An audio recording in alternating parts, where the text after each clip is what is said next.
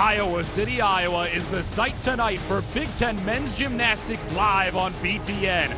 Iowa Hawkeyes welcome in the Nebraska Cornhuskers and the Minnesota Golden Gophers for this tri-meet on the Big Ten Network. Hello everyone, I am Mike Wolf alongside three-time Olympian John Roethlisberger. And John, we get a chance to see our first meet on the Big Ten Network this season. The entire year will take place here on BTN, and of course, the Big Ten Championships in April here at Carver Hawkeye Arena.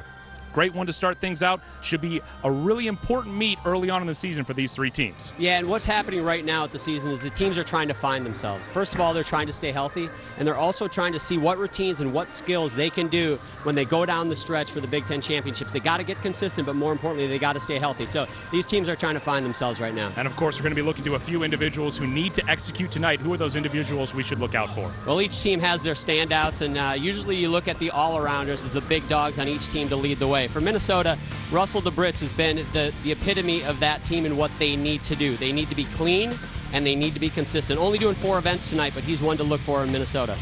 Andreas Hofer, he's from Germany. He's an all-arounder, however, only doing 5 events tonight. He is one of their team captains elected by his peers to lead that team. He might be from Germany, but he knows English, and he's a vocal leader for that squad. Javier Balboa from the University of Iowa just got back from competing at the Pan American Games for Mexico, and he's one of the guys, according to J.D. Reeve, the head coach, who gets it, knows what his coach wants to do, and he's changing the culture of Iowa gymnastics. Time to show off in Big Ten Men's Gymnastics tonight on the Big Ten Network. Minnesota, Iowa, and Nebraska. Live coverage next.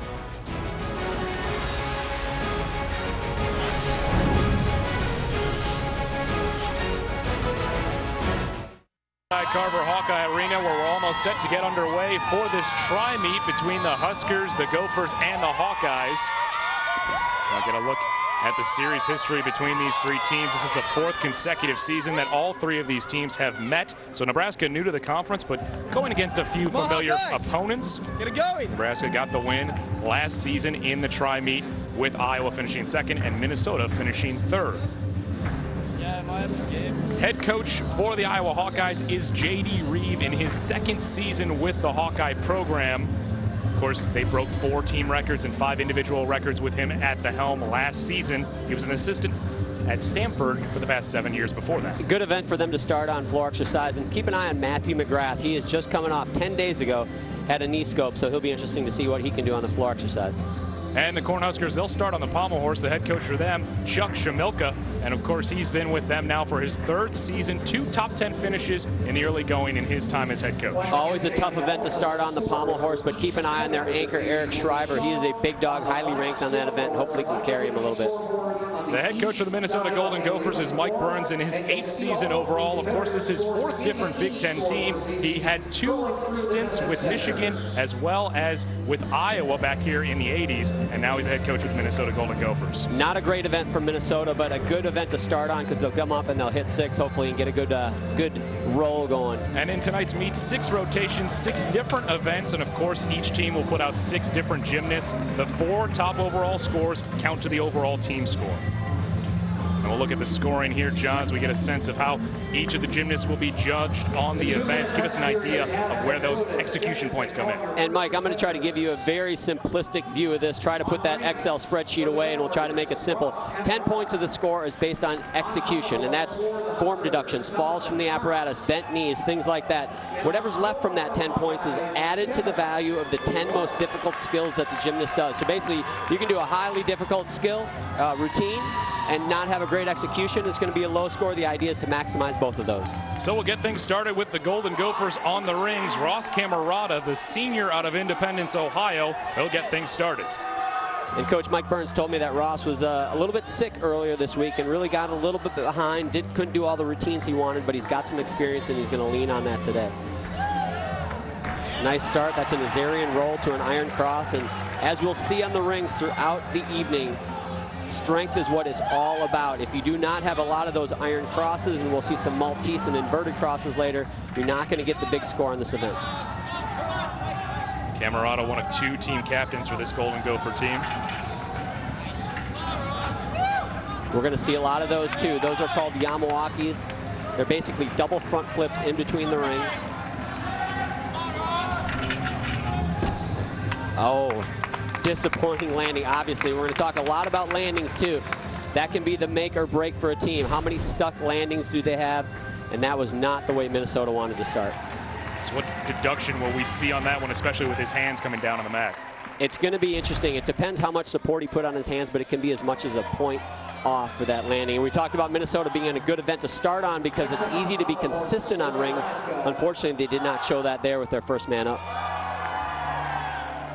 So we'll get set and head over to the pommel horse with Gabriel Jolly, a freshman out of Pleasant Grove, Utah. Mike, the University of Nebraska is one of the most storied programs in the sport of gymnastics. However, more recently, in the 80s, they had a lot of Olympians, a lot of national titles, but more recently, they've fallen on hard times in that they haven't been up there highly in the rankings. But Coach Chuck Schmelke, one of their assistant coaches, Jim Hartung, who's an Olympic gold medalist, they're trying to remind these guys of what tradition they have to live up to, and they want to get this squad back up on the top in the country. And they've seen their ranking climb in this event. They're 9th in the nation on the pommel horse, so hoping to get a good score start here from Jolly. And as a gymnast, this is a tough event to start on. Because of that, it is so easy to put you put a little pinky in the wrong spot on pommel horse, and you're going to fall off. And that's unfortunately what happened to Jolly right there. Try to take a very close look at his hands. Very intricate handwork. If you just put one hand, and you saw his thumb right on the edge of the pommel right there. And it's so tough to start on horse. If you have any butterflies, if you're nervous at all, you know, it's going to show itself on pommel horse. That's why rings is so good, because it's about strength, and you're holding on to those rings, and it tends to be more consistent. Pommel horse, it can bite you at any moment. How difficult is it to come back after that 30 seconds and regroup and get back out there after having a break? I'm going to be honest with you, Mike. It sucks. It's hard. You come off and you're not used to that. It breaks, literally, it breaks your routine that you're doing and your routine as an athlete. You in your head, you know how you're going to go rhythmically through that routine, and when it stops, it's hard to get back up there and do it. Now Brandon Field just starting on the floor for the Iowa Hawkeyes, the freshman out of New Zealand. Someone that Coach J.D. Reeve is looking to put up a big score early. Of course, earlier, Raz Camarada came up with a 13.8 on the rings to start things out for the Gophers. Nice Arabian double front. We will see a lot of those as well this evening. A tough landing because you don't see the floor literally until your feet are touching it, which makes it difficult to stick those landings. However, for Field, no problem.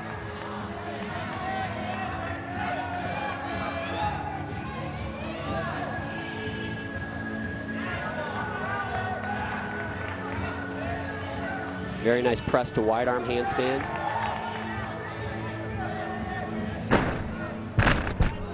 Wow, and that was a little tight. That's a 1 3/4 rollout. And if you looked real close as he stood up, he kind of gave a wide-eyed look. He almost under-rotated that, which can be deadly. Nice dismount, very simple dismount, just a double full, but he stuck his landing. You can see right there, he knocked his head real good on that 1 3/4, unfortunately. Hopefully he's okay. Here's another look at the Arabian double front, and you can see he doesn't see that floor until his feet hit. Just that small movement, probably a 1/10 of a point of deductions. So solid first effort this season on the floor for Brandon Field. Only competed in the vault so far until this meet. He gets Iowa started off there on the floor.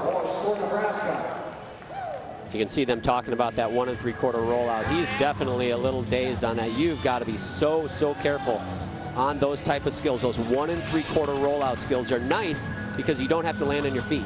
Anytime you land on your feet, you're opening yourselves up to deductions, and the theory is do the rollout and you won't have a deduction, but you don't want to do that. You've got to make sure you get that head under. Well, you saw one of his teammates earlier this season, and Anton Gryshayev. He had a concussion in the meet against Illinois on the floor when he did come down on his head, so it is dangerous at times when you're coming out of any one of those different skills. It's one of those risk-reward type of things. In gymnastics, that's the name of the game. How much are you going to put yourself out there? What are you going to take a risk to raise that difficulty part of your score and not give up too much of that execution score? So 14.3 for Brandon Field on the floor for the Hawkeyes. That'll be Joshua Kirka, the Minnesota Golden Gophers, up on rings out of Lombard, Illinois. Competing in 4 different events tonight for the Gophers.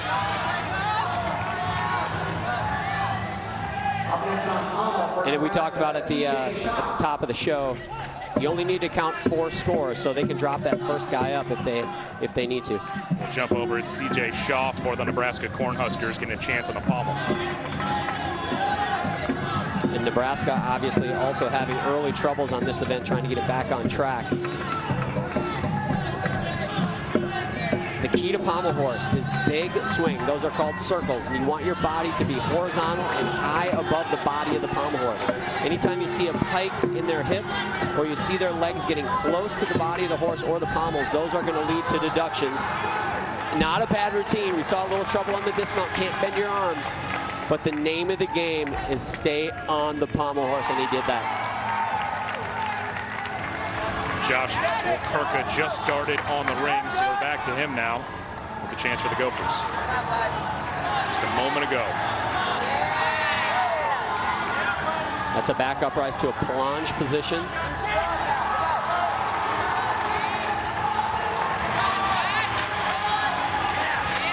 Very nice, smooth. They're called the still rings because you want to keep them very still. Every time they stop, like in a handstand, you cannot be swinging back and forth. And so far, this is very, very clean routine. 2 more Yamawakis. He tried to do that first one in a layout position. Worth a lot of points. However, he did have some form breaks. You got to keep that body perfectly straight if you don't want to get execution deductions. Get strong, come on! Here we go, Josh, come on! Oh, double twisting, double back, a tough dismount. One of the tougher ones we're going to see tonight. Unfortunately, comes up a little bit short. Just needed to pull his knees through the rings a little longer before he let go. Tough start for Minnesota. So Wyatt Aycock now on the pommel horse for the Cornhuskers. Of course, earlier we saw Gabriel Jolly finish with a 12.3 after breaking on the pommel horse. And now it's a chance for Aycock.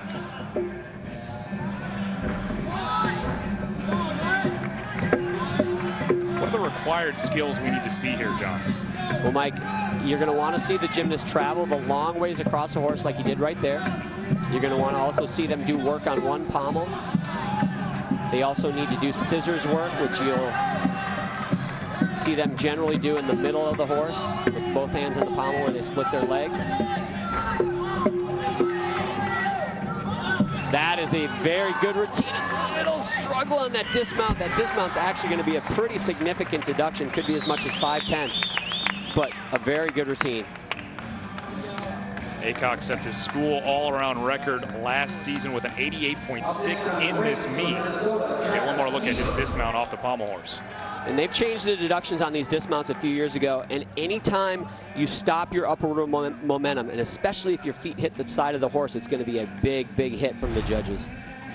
An update from the rings. Joshua Wilkerka finished with a 13.3 after his routine on the still rings for the Gophers. Back to the rings for Travis Heaver now for Minnesota. Get the help up from his head coach, Mike Burns. And on rings, we just heard you say a 13.3. What does that mean? If you're watching at home, is a 13.3, is that good? Is that bad? Anytime you get down into the 13s, that's not what you want to have as a score towards your team score. So you can ideally drop those scores out, but on rings in particular, you want to see them getting up into the 14s, mid-14s. If you're starting to get into the 15s, that's a great score.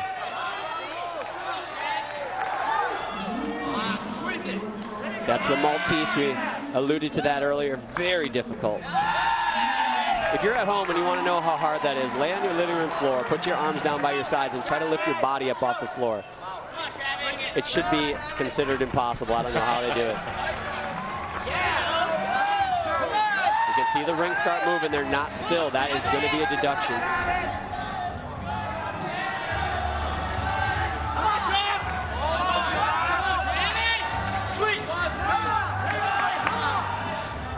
That arm bend again, just giving away points. Got to be clean. There we go, our first stuck dismount of the night. Minnesota needed that.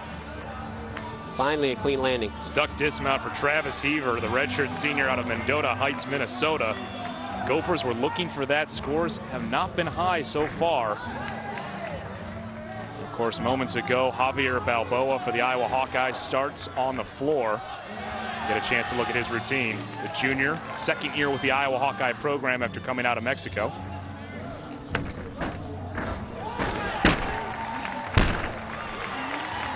You know, talking to Coach J.D. Reeve about his squad, he's not the type of coach that's going to, you know, throw rose petals and sunshine at you all the time. He's going to give it to you straight. And when he came into Iowa, he said, look, I'm not rebuilding. I'm tearing down the entire thing, the complete foundation, and we are going to rebuild this thing and get back on top. And he said one of the pleasant surprises is this guy right here. He said he's really bought into what's going on, and he's really starting to put in the work, and he's starting to see the results. And that's what you need. If you're really retooling like JD is, you need people to buy into it, and you need people to believe in it, and you need the other teammates to see, hey, this is working, and this is how it's going to go. And Javier is one of those guys for Coach JD. Balboa has been producing, coming up with a top 4 finish in every event against UIC, who's the all-around champion in that meet as well. So far, a good routine. You know, we saw him warm up, Mike, and you actually mentioned it to me. It looked like he hurt his knee in the warm-ups, and he was rubbing it quite a bit on the sidelines, but evidently he's shaking it off quite well. 2.5 twist dismount, tough dismount. It's tough because it's one of those very awkward blind landings. Watch this, 2.5 twists, you don't see that ground. Again, a little sloppy in the air, does take a step, but overall not a bad routine for Javier. A 13.9 for Javier Balboa, and now we catch up with Eric Scriver for Nebraska as he finishes off his routine. Just the very end of the Hey, if you're gonna see something good, you might as well see a good dismount. And Eric Scriver, a great pommel horse worker. Doesn't look real thrilled with that pommel horse routine, but that was a tough dismount. We'll hop into the floor exercise with Matthew McGrath. Great to see him back after dealing with a knee injury, and a chance here on the floor exercise for the Hawkeyes. Yeah, quite amazing. 10 days ago, had his knee scoped, had a piece of cartilage come off the back of his kneecap, I'm told, and had that pulled out. And JD said he's watered down his routine, but he's still going to be the most difficult, probably best floor routine for Iowa tonight.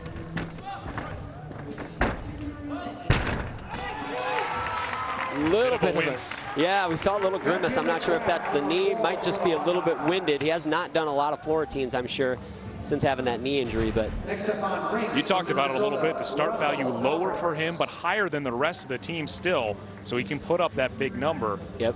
And there's the dismount right there. Absolutely. And that's a sign of one of the, when you make it to that next tier of gymnasts, the really good ones, you don't have to do your full repertoire to still get a good score. And honestly, if you look at all the teams, the best teams are the ones that might leave a little bit in the arsenal, that don't come out there and have to stretch themselves too far to be successful. And you know, this guy's a perfect example of that. He can water down his floor team and still have a great score. Now Russell DeBritz coming up for the Golden Gophers on the rings. The senior out of Raleigh, Massachusetts. McGrath coming up with a 13.8 on the floor. Not a great score. We evidently saw the best of his routine, but on floor, again, you want to be in the 15s if you're going to get a good score on floor exercise.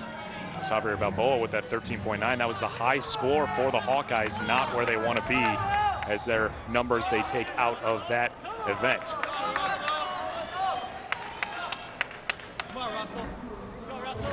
Mike Burns, I talked to him before this competition, spoke very highly of Russell DeBritz. Really been one of the most reliable, most consistent gymnasts from Minnesota. Beautiful Azarian rolled across. Throws in another, lower down back lever, pop back to the cross. DeBritz is 14th in the nation on this event.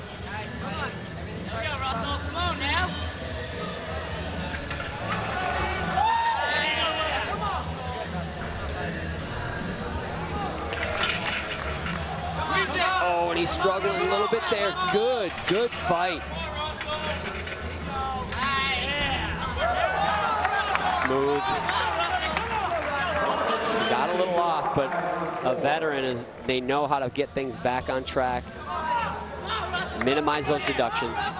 He's got the most stuck dismounts of any Gopher gymnast this year. Oh, gives away a 10th on that landing, but very good finish for Minnesota on the still ring. Just a little hop there at the end, Russell DeBritz. Look at that fight right there.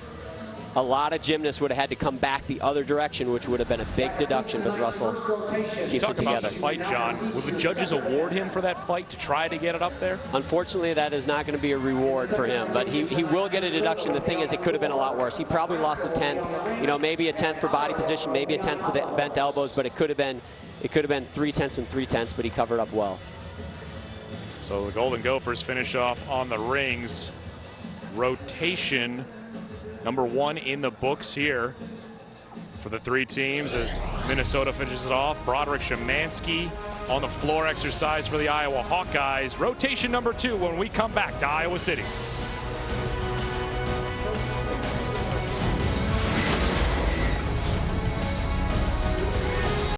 Have that early lead.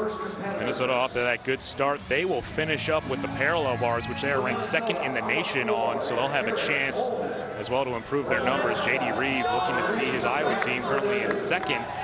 Overall, a little bit of an improvement. And then Chuck Schimilka, the Nebraska Cornhuskers, you mentioned it, maybe not as thrilled as he could be off the pommel horse, but opportunities to get a few more points. And Mike Burns seeing his team jump out to that lead. You know, Mike Burns and Chuck Schimilka both have tough traditions to follow. A lot of championships, Big Ten and national, to try to live up to.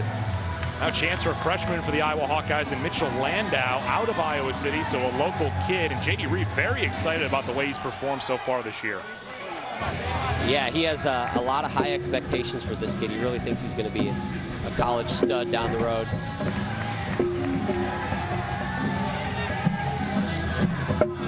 Now, if you're watching at home, you should almost, and I'm going to just keep my mouth shut because I was about to say you could tell a good horse routine just by the sound, and that was a good one. And again, just having a little bit of trouble as he stepped down to the end of the pommel horse there. You saw before the fall his legs starting to break apart, and I know that's one of the things they look for, if there's any kind of gap, any view between the legs. And there you go. You almost saw his right hand get hooked on his leg a little bit as it came back to the horse, and was just a little late getting there.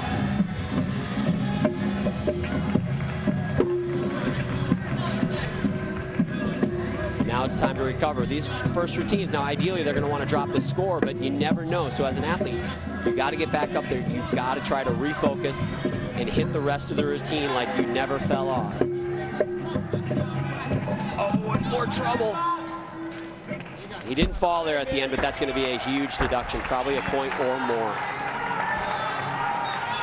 Certainly a difficult routine for Mitchell Landau, not the way he wanted it to go. You can see he starts to get form break, starts to hit the horse, and when that leg hits and he stops going up to that dismount, they could take away the complete value of that dismount, which would be devastating. Let's go, horse. Come on. Take it hard. Go, horse. Now we talk about this being early in the meet, just the 2nd rotation. For some of these different gymnasts, we see the all-arounders as well, but also multiple events they're going to be competing on. How difficult is it to start on something like the pommel horse, maybe that takes more strength, and then go into some of those other events where you've had to start off with one of the more difficult routines? Well, gymnastics is an anomaly in sports because it requires you to do things that don't necessarily complement each other. You go to horse where you need to be kind of slender and longer bodies, longer arms, not as bulky, and then you go to rings where you're required to have this huge upper body strength. Those things don't necessarily fit together. So, you know, you go to horse early in the meet, if you have a mistake, you really got to get focused. You got to start getting things back on track because it's a long meet. It's a marathon. It's not a sprint. Huskers now on the rings. Robbie Cox, the sophomore out of Lawrenceville, Georgia, competing only on the rings tonight. Working a little bit to try to do a bit of the floor exercise in the pommel horse down the road, but just the rings for him so far.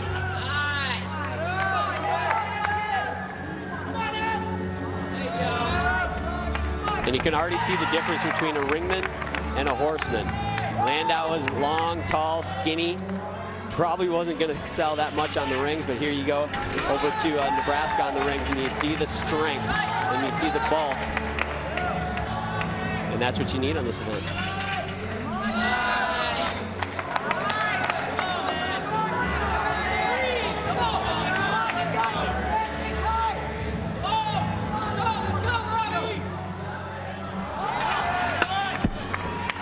Double tuck dismount. That is a very, very simple dismount. And actually, that will be a deduction. You're generally required to have a D or more difficult dismount on each of the events. And if it's less than that, you're going to get hit from the judges. Javier Balboa just a moment ago starting his 2nd event, his chance on the pommel horse.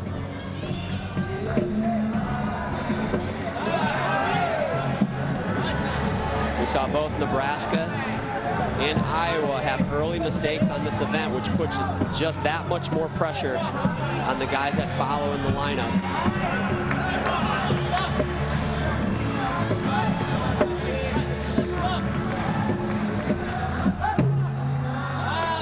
And you hear that big bong. It sounded like a drum at the end. That was his left foot hitting the side of the horse. That's going to be a deduction. He had a few form breaks in there, but overall, let's be honest, it was a good routine. Just needs to clean it up a little bit. Look at the dismount there for Balboa after hitting his foot against the side of the horse. So Landau and Balboa for the Hawkeyes. A bit of an improvement with Balboa, but not exactly what they were looking for. Yeah, not bad. It was good. It was good, not great. I think he would agree with me. We'll head to the floor exercise with the Gophers. A chance for DJ Rep. Not competing in the all-around tonight. He usually does, but will not tonight. He'll get a chance in the floor exercise. The senior from Albuquerque, New Mexico. And we talked about those 1 3/4 flipping skills. Oh, and I do not know how he stayed on his feet. He pulled out the sumo wrestler on that one and did not put his hands down, which is big, but he does a lot of those 1 3/4 flipping skills. That's one of them right there. That one's called the Thomas. He does 1 1/2 twists and 1 3/4 flips. And there's another one in the tuck position. As a gymnastics fan and just a spectator of the sport, watching those skills always makes me jump out of my seat just a little bit.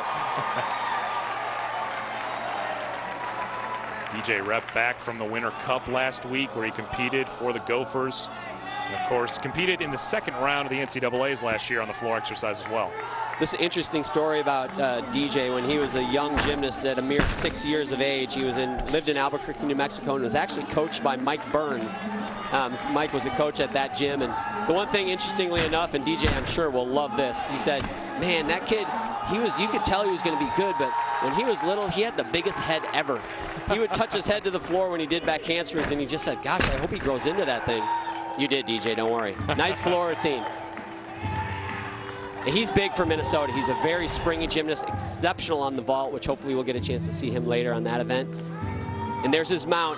It's Arabian piked double front, and he's going to get nailed for those steps, but as a gymnast, the one thing you want to avoid is putting those hands on the floor. Now, Wyatt Aycock on the rings for Nebraska. Of course, earlier we saw Wyatt Beyer, and it's Robbie Cox. Earlier, he had a 13.4 when we saw him. It'll be Wyatt Beyer's chance now. Broderick Shemansky.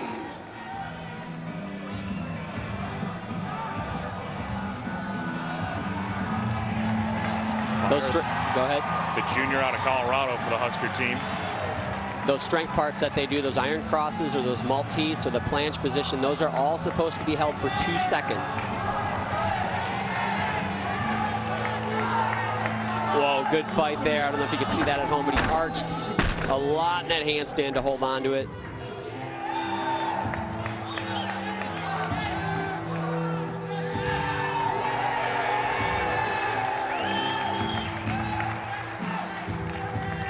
Not bad, not bad. Not a lot of difficulty, but very clean. Looks at his left hand like he might have slipped off the rings just a tad bit. But overall, a good routine. Not going to be the big scores, but a hit, something to build on. Just a moment ago for Wyatt Beyer, and now a chance for Andy Hofer. Get to him live now.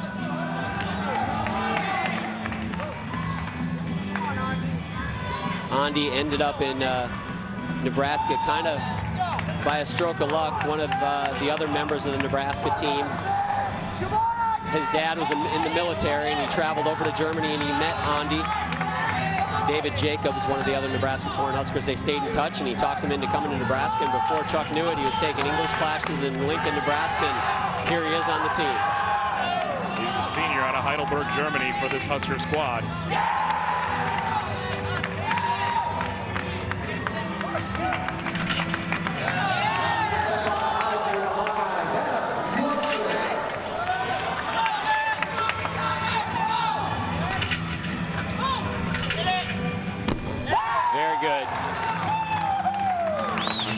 Hofer for the Huskers with a solid routine on the rings.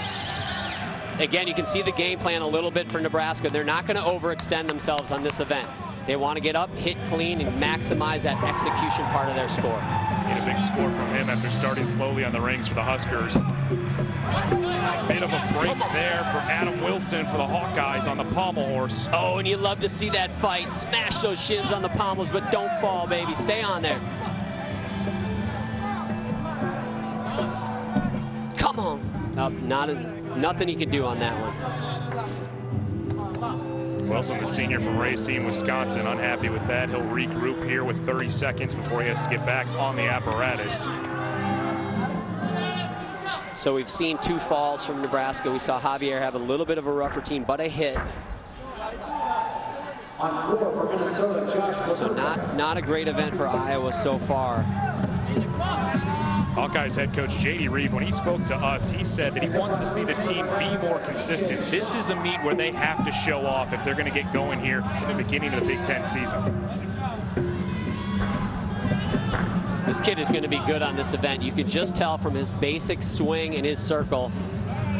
He's got a little work to do, but he is going to be a great pommel horseman for J.D., I promise you. A bit unhappy with that pommel horse routine for Adam Wilson. Josh Wokurka on the floor live now, injured for this Gopher team. We saw him on the rings, and we'll get a look here at what happened. These things generally are not very pleasant to the eye, and I'm guessing that he came down a little short on his twist. And I'm thinking his right knee, and I can tell you from experience, Mike, that I don't know what he did on that, but I've been in that situation, and I have actually hurt my knee. It's coming up a little short on a twist on the vault, much very similar to that, and we can only hope that he's okay. Hope that Josh Wokurka is all right. We'll head back over to the pommel horse with the Hawkeyes. Their last chance here. And this is a big routine. We know that they've had some mistakes, and this last routine is always, in general, I should say, is the biggest potential score for any team. Whoever goes last up usually is their anchor, usually the man that's going to put up the big number. And when you've already had a couple mistakes before you, that just makes this routine ever more critical. It's their senior, Zach Cazabon. Great swing.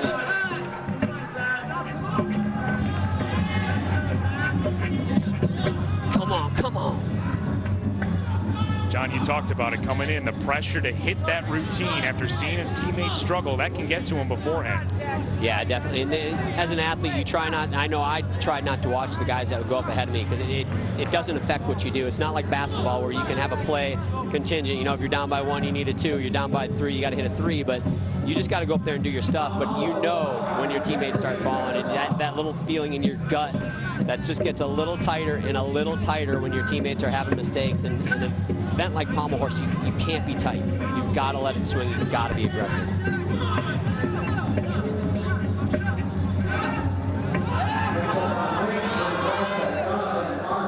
Unfortunate mistake on the dismount. Goes up, comes back down. They could take the entire value of that skill. Iowa's going to have to regroup. This was not what they wanted on the pommel horse. Another look at the dismount. Bit of difficulty there for Cazabon. For Minnesota, Kyle Banks. So a tough rotation for the Iowa Hawkeyes on the pommel horse. Saw several falls, and Cazabon had difficulty on his final routine there. And now the Golden Gophers will finish up on the floor. Kyle Banks, the freshman from Paris, California. 70 seconds to complete the floor exercise. We've seen that so far tonight, and now will be a chance for Banks. And it's one thing to go up after a teammate that's had a mistake. Beautiful mount.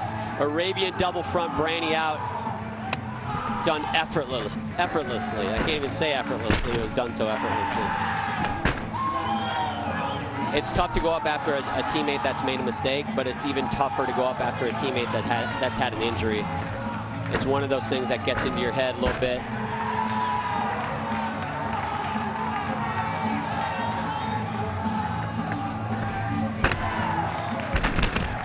Beautiful, very high Arabian, 1 3/4. And for a freshman, Kyle is showing some poise here. He's 11th in the nation on this apparatus for the Gophers. An average of 14.86 so far this year. That was the same skill, round off triple twist that we saw his teammate get injured on moments ago. Way to just pull it together, and the team needs that. He just didn't need that, but the team needed that emotionally.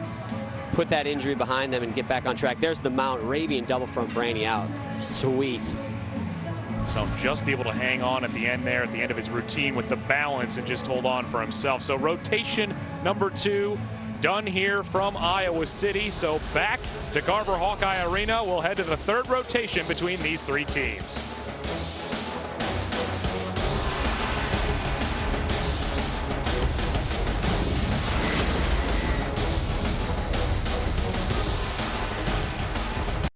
Right now. Coach, thank you for your time. Best of luck in the rest of the meet. Thanks. I want to say a shout out to my wife, Stephanie. All right. I had to get Thanks, Coach. You got to take your shots when you can get them, man. You got to say hi to the wife. That's good for some brownie points right there, for sure. But tough for the Gophers, seeing Joshua Kirka go down with that injury. And we'll see the results again.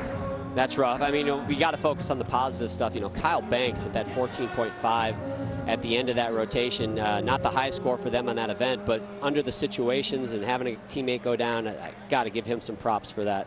I'm not going to sugarcoat this, and I know J.D. Reeve won't either. Awful. That was, you see 3 11s and 3 13s, and I know the Iowa Hawkeyes are not going to take offense to my assessment of their pommel horse. They can do much better than that. They have got some great pommel horse swingers. Nebraska, not great either. They did not break a 14 one time on that event. They got 4 13s that they can count, but that's not good enough. It's not good enough to win this meet, and it's not going to be good enough to get near the top of the Big Ten. That's why we see such a large lead for the Minnesota Golden Gophers. Plenty of events left to go, but it does seem like a very large lead for the Gophers at this point. Remember, they got to go to pommel horse, and that's the great equalizer. So we've seen Nebraska and Iowa have a little trouble, in particular on that event. Minnesota's going to have to prove themselves. So now Broderick Shemansky getting his chance on the rings for the Hawkeyes, the junior out of Los Gatos, California. Of course, he competed in the all-around the last 2 meets, competed in the all-around tonight, but it's not counting towards the team overall score. It's just for his own all-around score.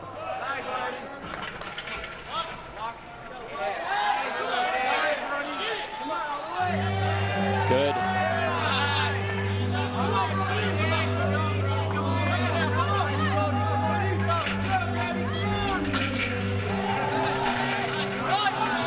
Smooth swing.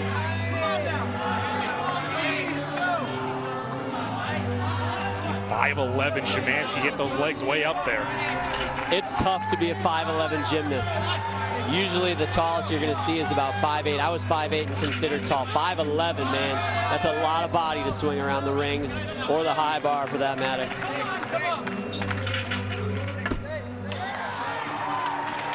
Good job. Good finish for Broderick Shemansky. Now get a chance on the pommel horse to see the Gophers and Russell DeBritz just a moment ago. Let's see if we can see the first guy up on this event hit a routine. It's a rarity. And one of the things Coach Mike Burns likes about Russell is his consistency. So far, not a single form break. Perfect execution.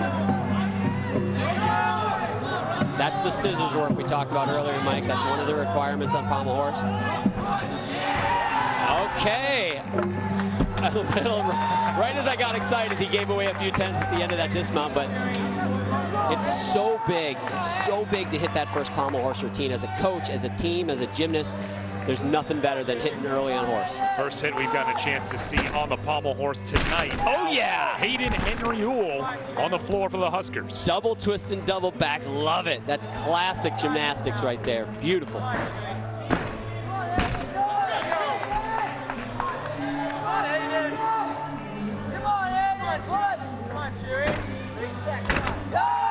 Freshman out of Meade, Colorado for this Husker program. Competing on the floor exercise. He came off a 14.1 in this event in the Stanford Open. You can hear the Huskers in the background getting some emotion into this. We need some fire on the sidelines. All these teams can do better than this, and they need some emotion. This routine could be a big boost for the Cornhuskers. Nice. That step on the end is really about the only deduction we saw. A big 3-10 step, but very nice routine. Try to get you Hayden Henry Uhl's score in a moment, but now it's Matt McGrath on the rings for the Iowa Hawkeyes. Strong. We've seen the planche and the straddle position. When you put those legs together, the difficulty goes up exponentially. I spent 20 years as a gymnast trying to learn that skill, Mike, and I never could do it. So I have a special appreciation for it. Tough. That's called the Hanma to cross. It's tough when you go from those swinging skills right to a held strength position. Makes it all that more difficult.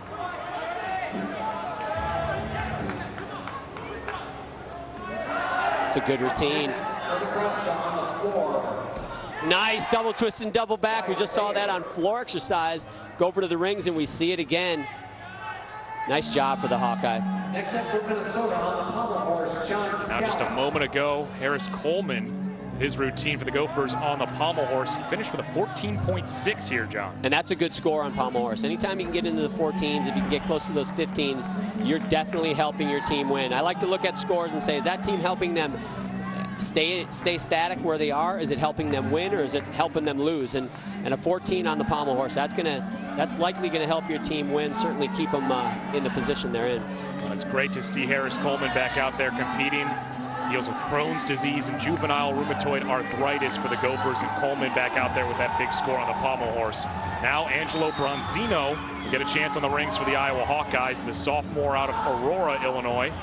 Finished second on the still rings at UIC 2 weeks ago with a 14. Bronzino, that's a strong Italian name right there, man. Don't mess with him. Watch out if he gives you a loan, man. You better pay it back. See if he can bring a strong routine here, and he's waiting for the judges to give him the go-ahead. Next up for Iowa on the rings, Angelo Bronzino. An update, Matt McGrath earlier finished with a 14.4 for his set on this event. There we go, 14, that's good. Closer you can get to that 15, that's nice. Closer you get to that 15 is even better. Starts off with a big skill, a Zarian roll to a Maltese. That is a world-class strength move. Another back uprise to a Maltese, a little short in that hold. If you're at home, anytime they hit those strength moves, start to count 1001, 1002. If you don't get to that 2, there's going to be a deduction. See at times that they do hold that longer. Do they see a deduction for holding it beyond 2 seconds? No, generally you're not going to see a deduction for holding it longer, but if the gymnast is holding it longer, usually they're waiting for their swing. Oh, things kind of went off track there. When he started doing his swinging skills at Yamawaki, got way short on the rotation, and then he finishes with a very simple tuck double back. Angelo Bronzino. I'll head back over to Andy Hofer for the Huskers. Just getting started on this floor exercise. That was a sweet 2.5 twist punch front with a half twist in the layout position.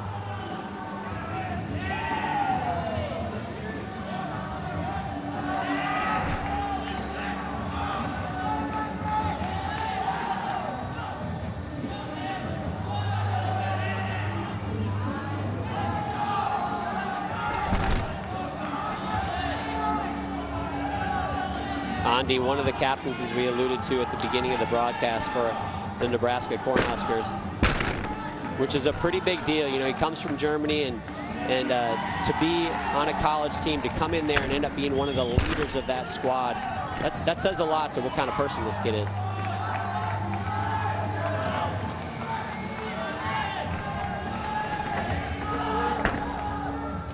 Oh, and a tough dismount. Round off Arabian tuck double front.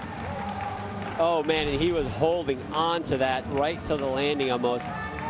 Watch this, is so tough. You got to be so spry at the end of the routine. You see the deep squat, but man, solid routine. Hofer with a good routine for the Huskers, and now we'll move to Javier Balboa, his third event of the evening.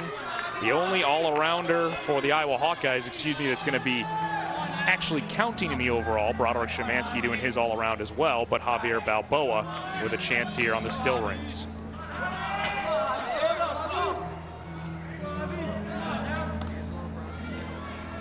Javier's routine is going to rely heavily on those swinging skills, on those Yamawakis. Good strength move, maybe a little short on that iron cross.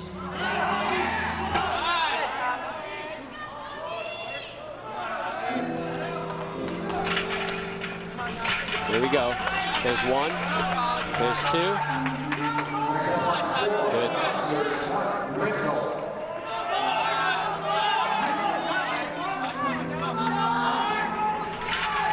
He's got a big dismount. He should do a double twisting, double back.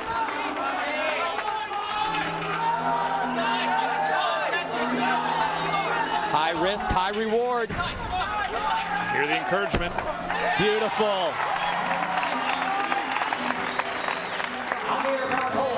Balboa continuing to lead for the Hawkeyes.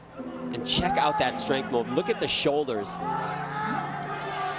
I don't think the human body was meant to do still rings. Look again at the dismount. Another look at this. We've seen this done earlier with some troubles, but Javier does it well. And an update from earlier, we saw Andy Hofer on the floor exercise for the Huskers, finish with a 14.6 for Nebraska. Good score. Still waiting to see some 15s. We haven't seen any 15s from anybody yet tonight. We'll see a 15 from this guy on the parallel bars later on this evening, because Javier Balboa had a 15 against UIC 2 weeks ago to set a personal best on that event.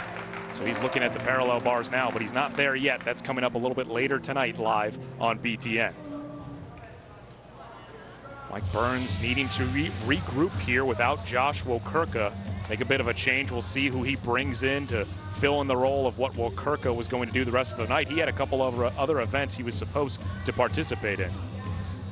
Mike's got high hopes for this team. He really feels like they could go a long way. He knows that they're not in position to win the NCAA championships and probably not the Big Ten championships, but he feels like they need to be in the top 6 in the NCAA, make the team finals, and be in the upper half of the Big Ten as well. He thinks they're capable of that. And he mentioned to us earlier on this evening how this is the time of year for reduction of deductions. That's what he wants to really implement with his team and get through to their heads. This is the time to get those deductions and reduce them.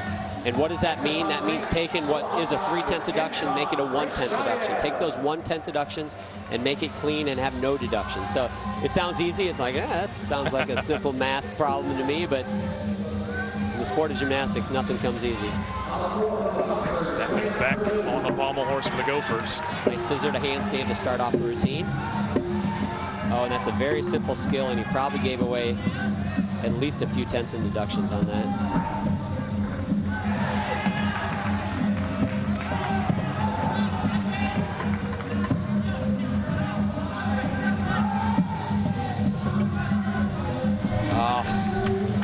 You know, again, things seem to be just moving along just dandy, and then the pommel horse decides it's going to buck you off, and that's just the way it goes sometimes. Unfortunate. Shoulders just got off a little bit on one side, and he's so close to the dismount. I can tell you there's no worse feeling as a gymnast when you get right to the end, especially of the pommel horse routine, and you have a fall, and something that he probably never falls on. Good look at the hands right there, the intricate hand work. Look at that dismount. Body should get up about 45 degrees on that. Not bad. Unfortunately, we didn't see the replay of the fall right before it. The horse has been a problem tonight for all gymnasts. We've seen maybe 1 or 2 hits, but for the most part, it's been a very difficult routine for all 3 teams. It's brutal, and in defense of all these teams tonight, it's early in the season, and you don't want to be rested right now, because you're going to peak towards the Big Tens and the NCAA championships, and right now you do want to be breaking yourself down, maybe trying some new skills, so you are going to see some of these mistakes. 3 rotations in the books. We'll move on to the different events when we come back. So more coming up live gymnastics on the Big Ten Network.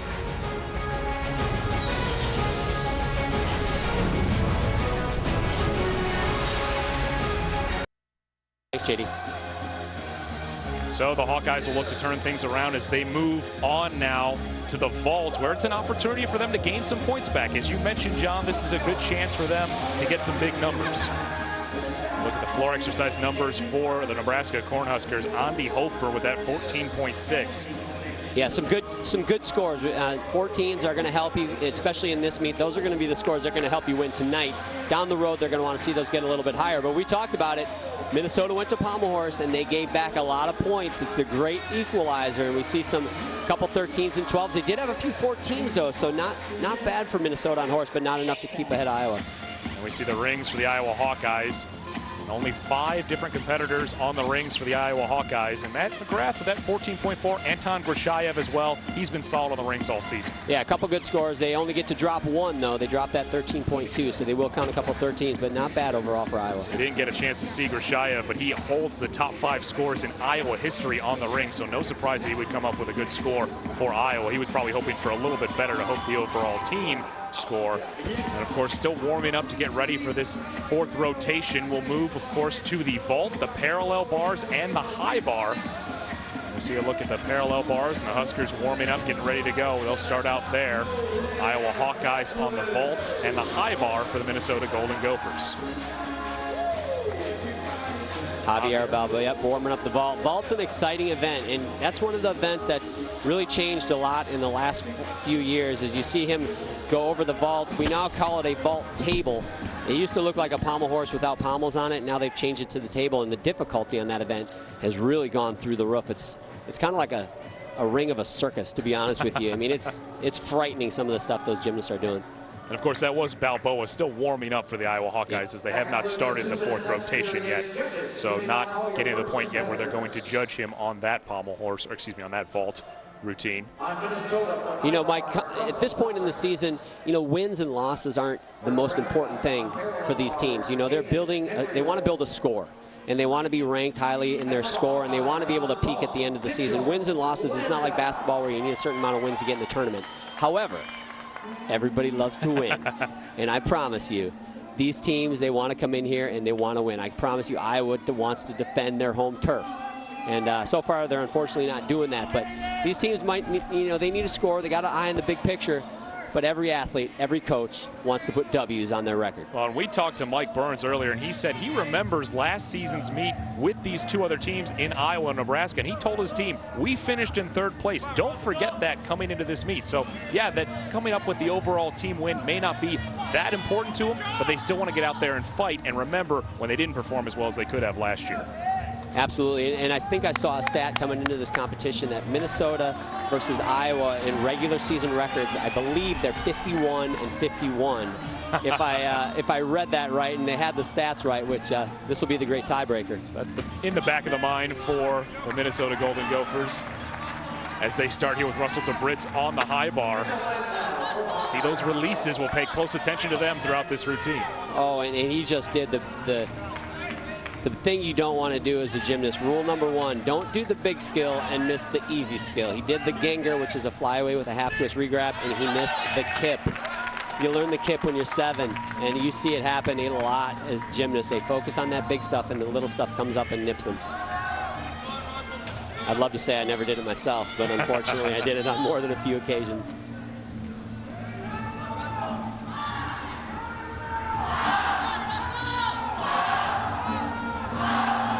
Very nice. Oh! Very nice full twist and double layout.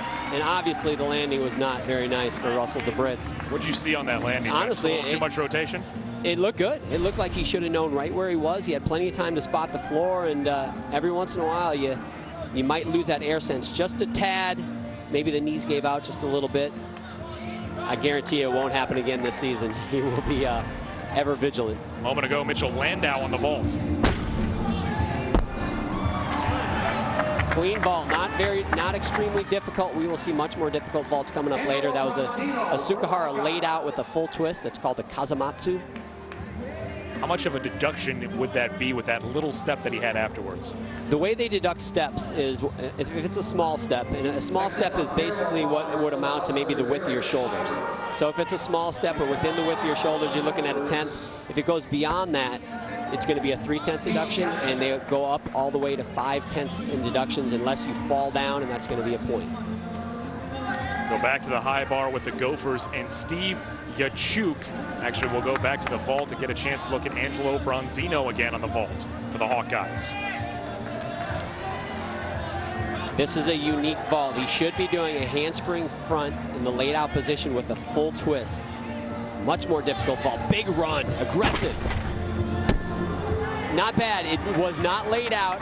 It'll be interesting to see what the judges do with that, because they could give him a layout and take deductions, or they could give him a tuck, which is a lower valued vault, and take less deductions. And we'll head to the Huskers. Eric Scriver getting a chance now for the Huskers on the parallel bars.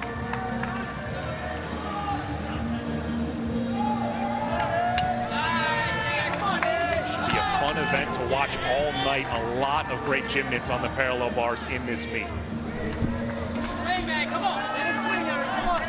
Good parallel bar routines are basically going to show a nice balance of skills above the bars, skills with the bars on your arms, we call that the upper arm position, and skills below the bars, which are giants, peaches.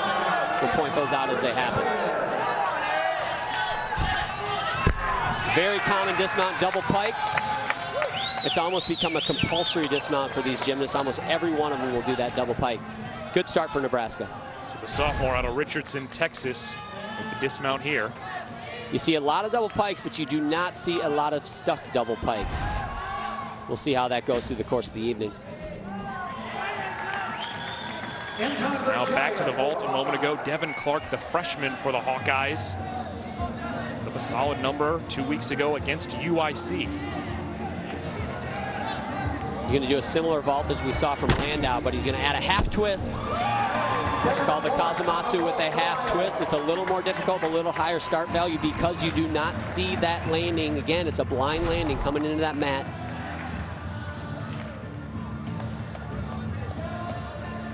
Does it very easy. That leg split coming on is going to be a deduction. Got to keep the feet glued together. You see those lines on the mat right there. That is potentially another hurdle, so to speak, for these gymnasts. They got to stay within those lines. If one foot goes out, it's a 10th. Both feet go out, it's 3/10. If you land outside with both feet, that's even in more severe deduction. That was a 14.2 for Devin Clarke on the vault for the Hawkeyes. Back to Andy Hofer for the Huskers now on the parallel bars. Competing in every event except for the pommel horse this evening.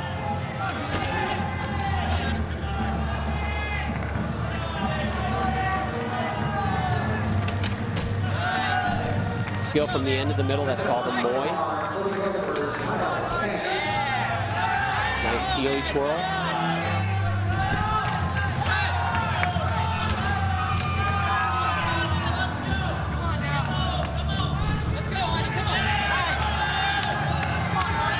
There's teammates cheering him on here, looking for a big score. Another double pike. Not extremely high difficulty. Again, he kept it very conservative, but he also didn't give away a lot on that execution side. John, are we still at the point in the season where they're having the start values be a little bit lower to gain some confidence before they get deeper into the conference play? That's a strategy, Mike, that I don't know if I even want to take a guess at what each coach is doing, because a lot of times at this point of the season, like we said, it's not about wins and losses so much. It's about getting yourselves ready for later in the season. If you want to focus on that execution, getting clean, getting confident, you might take that tack. However, if you want to get out there and try some new skills, you know that the risk of falling isn't as great as it would be at a Big Ten championship, so you're also going to do that. So it just depends on the guy. Balboa live here on the vault. Very nice front, handspring front laid out with a 1.5 twist, called a laid out Rudy. Man, this guy looks like he wants to tackle that ball, coming in aggressive. Kirk Ferentz may want him on the football team if he's going to go after that vault. That is a big step. That's going to be a 3/10 or at least on that step on the landing.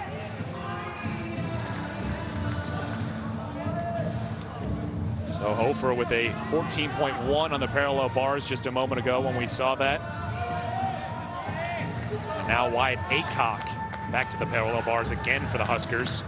Of course, Aycock, the sophomore out of Orlando, Florida.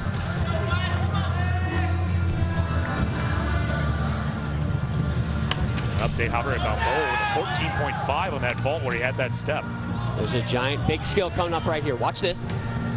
Front 1 1/4. As a general rule, I like to think on parallel bars, the more it looks like it hurts, the more it's worth. Anytime you land on those upper arms like that, it hurts, but it's worth a lot of points.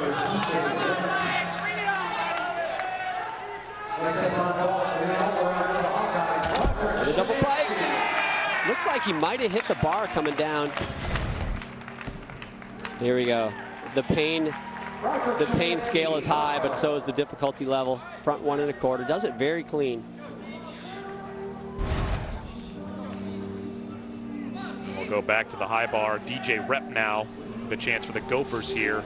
We talked about it a little bit earlier, but the judges paying close attention to what are they looking for here, John?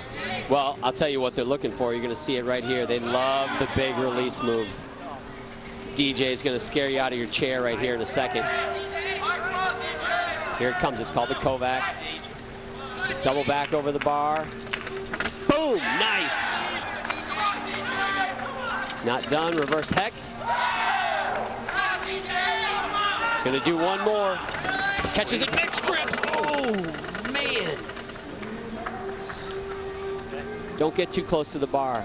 The bar will always win. And that's what happened right there. He's doing another reverse hecht. And he was going to catch and mixed grip him. I'm not sure if that's the first one. The second one is right here. He's going to try to catch and mixed grip, which is additional value, but he was too close to the bar. Too close to the bar, and he couldn't cross his arms, and he just got caught in no man's land right there. Rep giving him a chance to go back up and finish his routine here. When we talk about regrouping on different events, it's one thing to regroup when you fall off the pommel horse. It's another thing to regroup when you almost chewed on a high bar with your mouth. So you got to really get that mental state of mind back in place.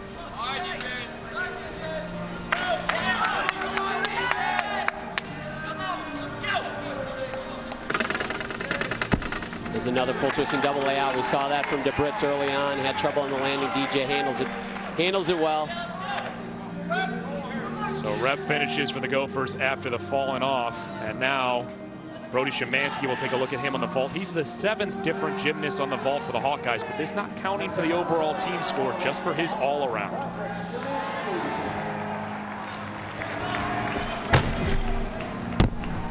There again, that's the Kazamatsu, the Sukahara laid out with a full twist. And that's a nice little deal for the gymnasts here. They can, you know, the all-around competitor is kind of fallen off over the years for gymnastics. You can use more guys on each event, which means you use more guys that don't do all-around. So the all-arounder is kind of been pushed to the side in some respects, but this is a great opportunity for Shemansky in Big Ten competition. Even through the Big Ten championships, they can add another guy so more guys can do all-around, which is great. Well, John, how does that make you feel as a 3-time all-around champion, seeing the all-around not be as big a factor? I don't like it. I like to see the all-around. The all-around is kind of, you know, next to the team, obviously, it's always kind of been that big title to have. And honestly, you look at the Olympic Games, the all-around champion might be the biggest title to have in gymnastics. So I miss seeing more all-arounders out there, but the level of gymnastics, you can't argue with it. When you have more individuals, specialists, the level of gymnastics goes up significantly. Currently Ellis Mannon on the high bar for the Gophers. His teammate DJ Rep with a 13 after that break. And this is a more conservative routine. You did not see those big release moves. Lower risk, but again, maximizing that execution side. He's had trouble with this dismount. It's unique. It's a double front with one half twist. And that fist pump, I think, is a little bit of excitement and a little bit of relief for Coach Mike Burns, because Ellis has had a little bit of trouble over the last month or so with that dismount, but handles it good there. You see his coach fired up after this dismount. I used to work this dismount, and I'll tell you what, I used to just let go and pray. Ellis does it much better than I used to do. A lot of distance coming off the high bar. You don't get points for distance. It's not the long jump, unfortunately, for Ellis. And a moment ago, it was Kyle Banks on the high bar. He came up with a solid score, and we'll get a look at it here. This is Ellis, actually a replay on his Tkachev release sequence.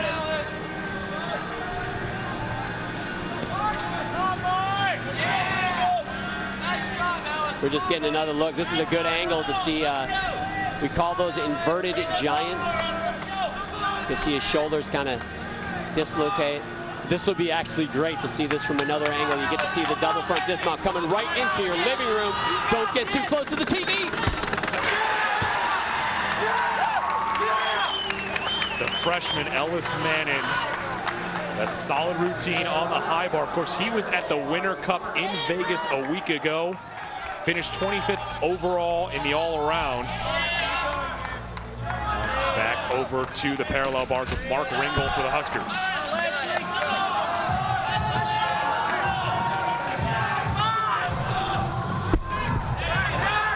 Big step at the end there for Ringel. Still looking for our first stuck dismount on the parallel bars. But Nebraska just churning through. We've seen a lot of maybe not highly difficult routines on the parallel bars, but they're grinding through and doing their job.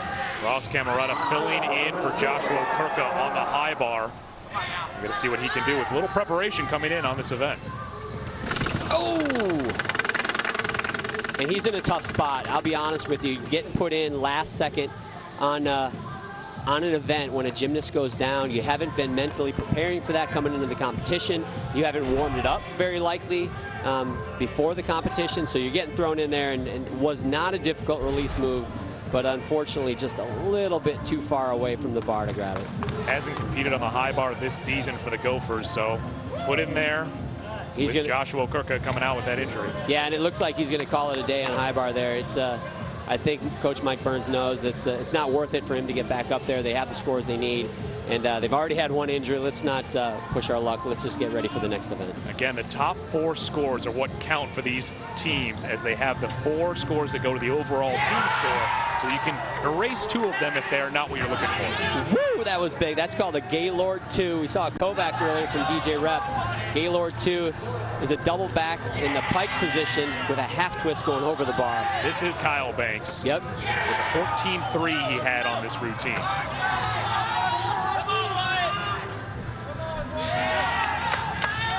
Man, I tell you what, it's fun to hit a routine in the sport of gymnastics, but there's nothing like hitting a high bar routine. High risk, high reward. Mike Burns with the spin move, fired up for his team. And we've got Javier Balboa as we head out back to Iowa in a second.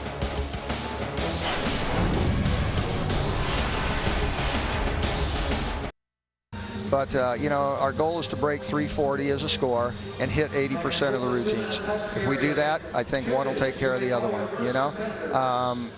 Hopefully we can get in the top 8 or better at the NCAA championships, and that's our long-term goal, of course, and then farewell in the conference championships. So we got a lot of work to do still, but we're working hard. Head coach of the Nebraska Cornhuskers, Chuck Shemelko, we appreciate you taking the time. Best of luck in the rest of the meet. Thank you very much. So we'll look at the results here on the vault for the Iowa Hawkeyes, and we see the 14s there, but not as high as they would have liked, John. No, you want to see 15s on vault. We talked about vault being a higher scoring event. You've got to get in the 15s on this event. So the parallel bars for the Nebraska Cornhuskers, a couple of 14s there as well. See Wyatt Aycock with 14.4. Yeah, you know, they had a good event on parallel bars, but they just need to add a little bit more firepower, a little bit more difficulty to add something to that part of their score. And we saw a couple of falls off the high bar for the Minnesota Golden Gophers. So Camerata comes in, doesn't get a score, and he ended there. He was filling in for Joshua Kurka. Kyle Banks with that 14.3, and then Ellis Mannon in the 14.1. Yeah, that really is not what they want from Minnesota on that event. That was not a good round for them. Mike Burns, I'm sure, will want to put that in the rearview mirror quickly. Broderick Shemansky on the parallel bars now for the Iowa Hawkeyes. Oh, he's working. Struggled on that giant on the end of the bars, but maintained. That's going to take some steam, though. Expended a lot of energy.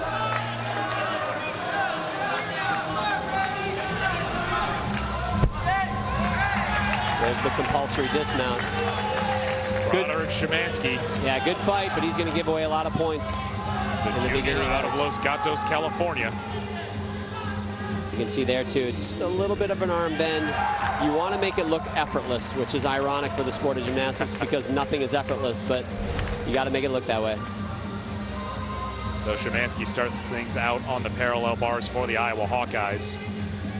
Again, competing all around this evening. Third meet this season for Shemansky, competing all around Him and Javier Balboa, the only two all-arounders in this meet. Minnesota usually has DJ Rep, but he's not competing after being part of the Winter Cup last week. And then the Huskers, Andy Hofer, not competing in the all-around, but now back to Adam Kern on the vault for the Minnesota Golden Gophers. Watch this, it's big, double front. Oh, just a little short. Such a difficult. He actually flips over 3 times from the board to the floor. He needed a little more heel drive, and you're coming in like a rocket into that mat.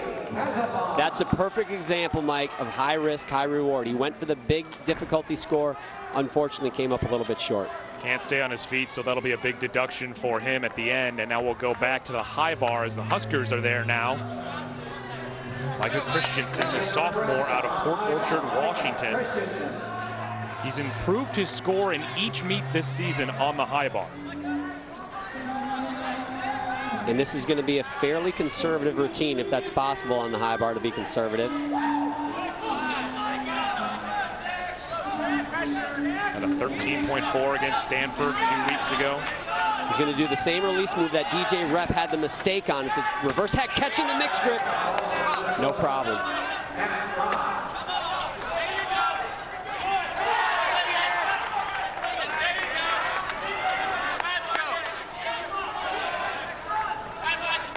This is good. Nebraska's not going away.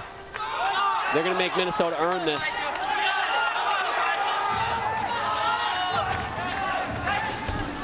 Oh, a little close to the bar. He had to bend his knees just a little bit to make the rotation around. Yeah, I think I saw an oh my gosh come out of his mouth right there. Another look at it. You see him regrab. Beautiful. That's how it's supposed to be done. DJ just got a little too close to the bar on his. Here is the dismount. Every gymnast has been there. Bend the knees, get past the bar. Trust me, the last thing you want to do is impact foot bone to metal bar. That is not a pleasant experience. But what's going through your mind at that point if you're that close, John? Well, it involves an expletive that I cannot say on the air. I hate to tell you. Micah Christensen, the sophomore for the Huskers, finishing off his routine on the high bar. And now we'll head over to the vault. Zach Chase, this is his event for Minnesota. We'll see how he fares, the Big Ten champion on the vault last season. Yeah, he's honestly surprised quite a few people last year at the Big Ten championships when he won this. He's going to twist 2.5 times on this vault. Oh, very, very good.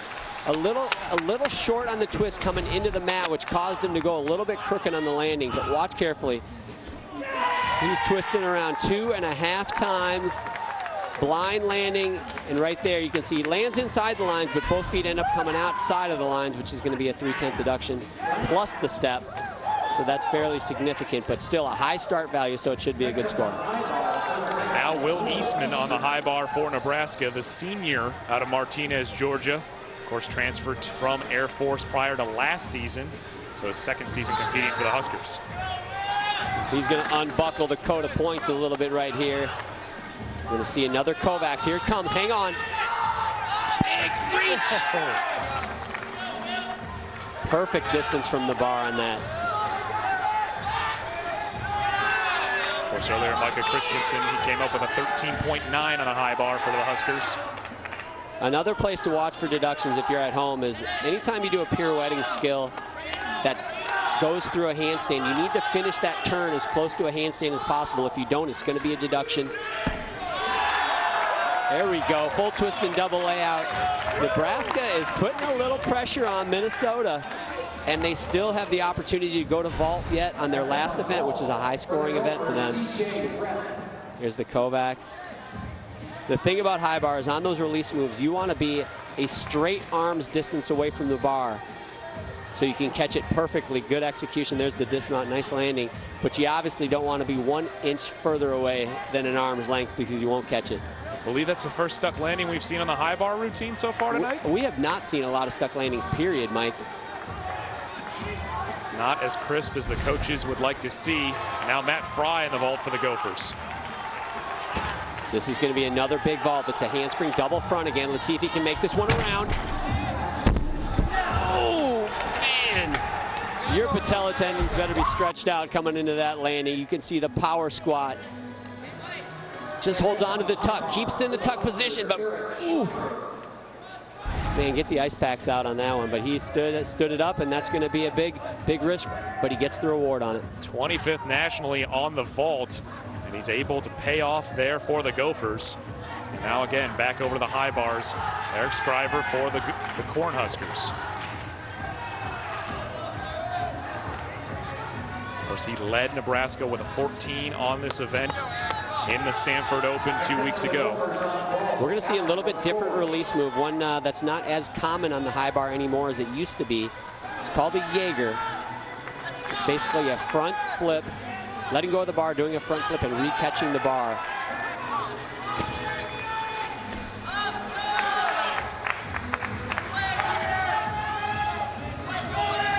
Here it comes.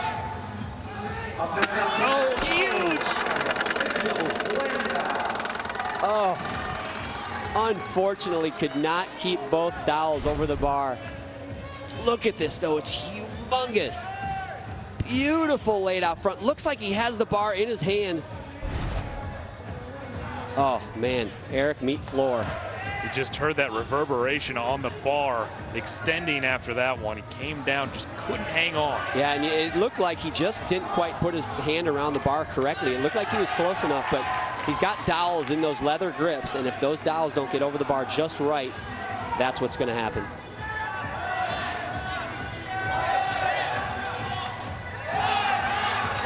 Oh, that's too bad. This is just a beautiful high bar routine. Nice pirouetting work. And that release move was done about as good as it can be done. Full twisting, tuck double back, dismount. That's a bummer. Eric Scriver for the Cornhuskers. Earlier, his teammate Will Eastman came up with a 14.3 on the high bar. That's their highest score so far before Scriver's comes in. Of course, he did have that fall, so it'll be difficult to meet that score total. Now Kyle Banks on the vault for Minnesota just a moment ago. Freshman for the Gophers. Nice vault. That's a Sukahara with a double twist, actually called a Kazumatsu with a full twist. Does it well, and I believe, Mike, if I'm not incorrect, he stepped in for Joshua Kirka, who got injured. And again, I am so impressed with this kid. He went up after an injured gymnast on the floor, came through for him. He has looked solid, comes into the vault and does a great vault. Mike Burns has got to be happy with that freshman. Big smile on the face of Mike Burns stepping in for Joshua Kirka as Kyle Banks, first time this season, he's had the vault there for the Golden Gophers. He came up with a 14.4 for Kyle Banks on the vault. That's Matt McGrath on the parallel bars. Hawkeyes hoping that the junior out of Wheaton, Illinois can put together a solid routine.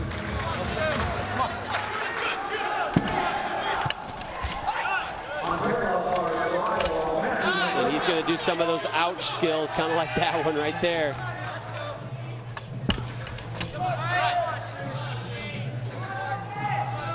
Another one right here. Oh, that's a giant. Right there, very good. Lacked a little amplitude on that, but he kept it moving. Oh, and that's just those giveaway tents right there. Almost comes out of the handstand. Had to bend his arms. Again, right there. Come on, let's see a stuck dismount.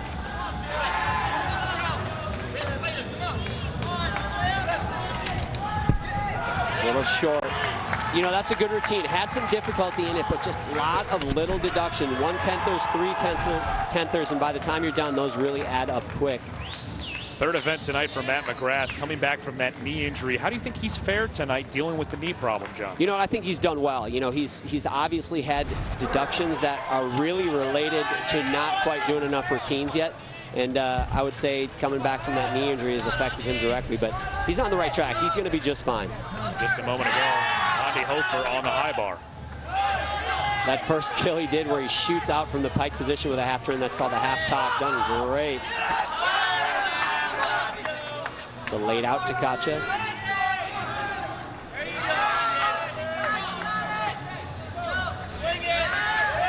Yeah, not competing in the all-around tonight, but he's 14th nationally in the all-around. just an event where he's not going on the pommel horse this evening. He is so aggressive on this routine. You love to see this as a coach. Just go after it. Big dismount. Oh yeah, it's like a spitball on the teacher's chalkboard. He sticks to the landing. You gotta love it. We've been talking about it, waiting for a big stuck landing, and there it is. There we go, and a nice smile. Oh, last vaulter for Minnesota, Adam LaFleur, one of the captains for this team. Interesting to see what he was going to do. Coach Mike Burns talked about a double front, but didn't do it. Plays it a little bit safe, and unfortunately still has trouble with the landing. This is a Kazamatsu with a half twist. Usually a pretty simple vault for Adam, although Coach Mike Burns said that he's been struggling a little bit with his twisting. You could see it on that landing. Adam is the son of Tim LaFleur, a great gymnast from the University of Minnesota and a Big Ten champion and a member of the 1980 Olympic team, alternate on that team, and a member of the 79 World Championship team that won a medal in Fort Worth, Texas, since back in the day. I can get it out. Just give me time. We head back to the parallel bars with Javier Balboa, continuing to compete on his all-around. And of course, we talked about it before. 2 weeks ago at UIC, he set a personal best with a 15 on the parallel bars to win that event in that meet. Hawkeyes would love to see another high score from him. Yes, a 15 right here would really be a nice ending to their parallel bar lineup. And it would not be a big surprise. He's 5th in the nation on this event. A moment ago was Mitchell Landau, who ended up with a 14.7 on this event. And we saw him swing some beautiful horse. He did have trouble on that event, but you can tell great potential. And also here, great lines, great form, smooth swing. I'm excited for Iowa. You know, they're having a lot of mistakes, but you clearly can see some guys that if they just do that philosophy that JD talked about, work hard, hit routines, do the numbers, get consistent, they are going to certainly have some individual standouts, and that's going to go directly to the team. Might not be this year, but certainly down the road. So now Balboa, 5th in the nation on the parallel bars.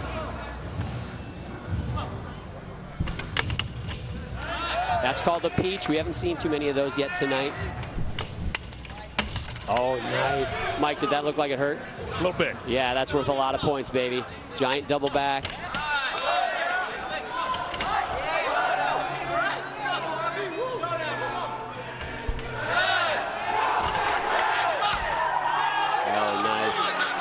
Very simple skill, that back upright straddle cut to the L seat. Very simple, but man, when you do it good, it's a nice touch. All he needed to put the exclamation point on that was a stuck dismount. That was a good routine, fun to watch. You can see, though, a little bit frustrated with that dismount. He wanted it. We'll see Coach JD Reeve watch on the dismount. Get over to congratulate one more time here at the dismount. There's his Healy twirls. He does a second one to upper arms, and there's the straddle cut to LC. Boom. Hold it, show it off a little bit.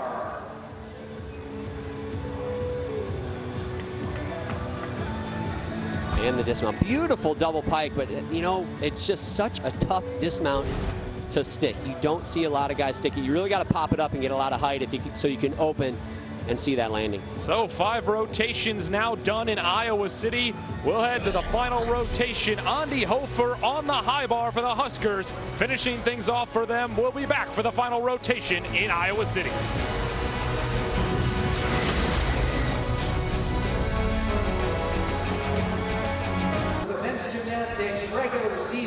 And welcome back to Iowa City, where the Minnesota Golden Gophers are on top after 5 rotations, 283.8 over the Iowa Hawkeyes at 279.2, and then Nebraska at 278.5.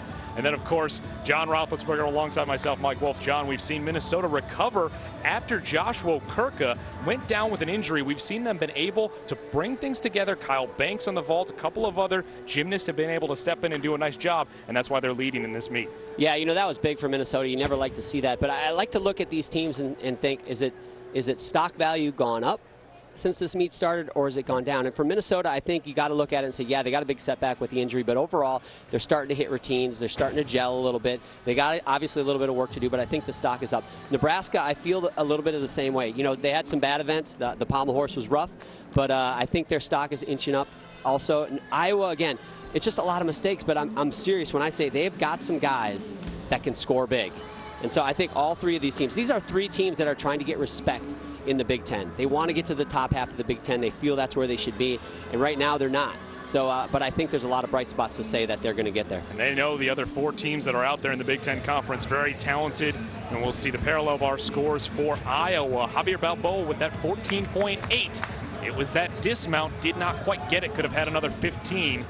And then we'll look at the Huskers and their scores on the high bar. And Will Eastman with a 14.3, Andy Hofer with that 14.4, but we did see that fall as well. So Nebraska still having some work to do. Minnesota with that lead coming in this final rotation. Can either Iowa or Nebraska catch them, or is it too much of an insurmountable lead at this point? Well, you know, I think if anybody's going to move up in this rotation, I think it's going to be Nebraska. They're on vault, and there's a tendency to get some better scores on that event, some higher scores. Minnesota, however, is very good on the parallel bars, and you know, if they do what they're supposed to do, if they hit their routines, they're going to win this meet. However, it's gymnastics, and parallel bars is an event that you can start to get off track a little bit. You start to miss some routines. It can be contagious. You got to be careful. For Minnesota, you can't start to give anything away, because Iowa, I'm sure, will be right there waiting for their opportunity. Minnesota, this is their event. Second in the nation on parallel bars. Ross Camerata, he'll start 9th in the nation on this event as well. Both him as well as he has several other teammates who've done very well on the parallel bars this year. If Nebraska's going to catch him, here's what's going to happen. Minnesota has to have probably more than 3 mistakes. You know, if they have 2, they can drop those scores, and they have 4 good scores. But once they start to get into maybe 3 mistakes, 4 mistakes, and Nebraska's hitting some routines, that's where it starts to get interesting. And I don't want to count Iowa out. Obviously, they're in second, but they're on high bar, and that's generally not as high a scoring event as Nebraska will be on vault. So I suspect Nebraska, at the very least, will move into second. Camerata on his parallel bars routine.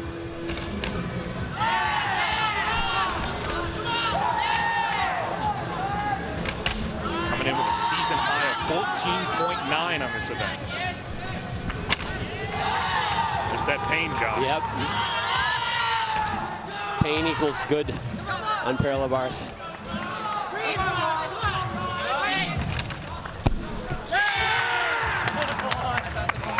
Not bad.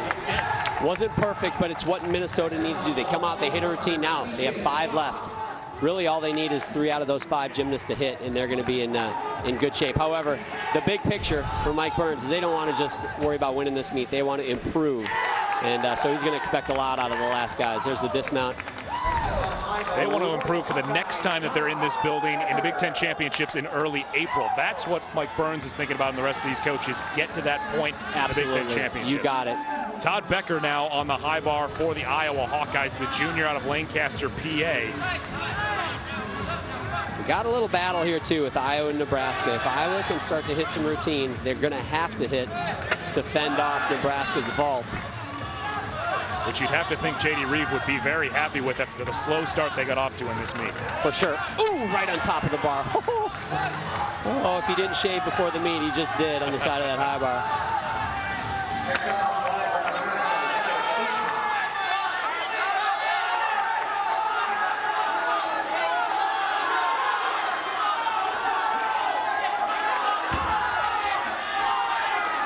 Iowa not letting up. You can hear him in the background. Oh, again, a little bit of a struggle on that laid out full twisting double back. A little close to the bar again. Had to tuck to the ground, but a hit routine. Another look at the dismount for Todd Becker.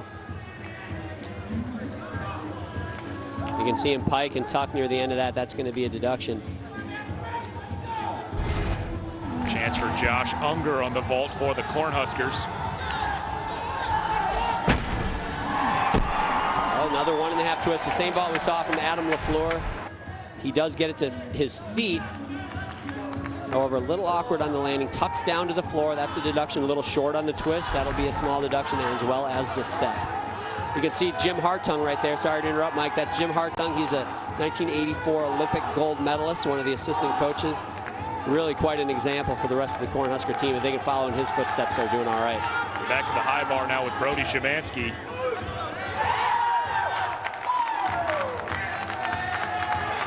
Again, we talk about his height. We talked about it earlier. Just a lot more going around than most gymnasts on the high bar. Yeah, when you're tall, those giants are long and slow, or slower, I should say. But you also look good on the high bar. Those long lines, those pirouetting skills.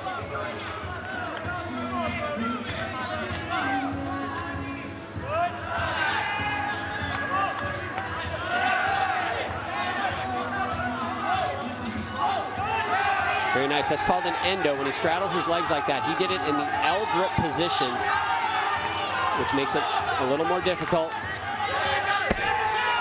All right. Nebraska kind of rolling along, a fairly conservative routine. But he's following the game plan on high bar. Maybe lower down the difficulty a little bit, but hit. Shemansky's looking for his second consecutive win on this event. 2 weeks ago, he won the individual title on high bar at UIC with a 14.2. A 14.2 is not going to win it tonight. Yeah, no, most definitely not. And he's also in a little battle with his teammate Javier there for the all-around title this evening. So CJ Schaff on the ball. It's going to be a double twist. Oh, no, it's 1.5. Capable of doing a double twist. He waters it down just a little bit. I love the red shoes, by the way. Dorothy would be so excited. CJ liked it. Yes, he did. He was very clean. With it. Very nice high landing. Stays within the lines. So the Huskers trying to make up points on the vault. Minnesota with the lead and on their best event on parallel bars. CJ Schaff, a sophomore from Houston, Texas, with that routine on vault. We'll head back to parallel bars with Ellis Mannon. And we saw him on the high bar before, but that 14.1.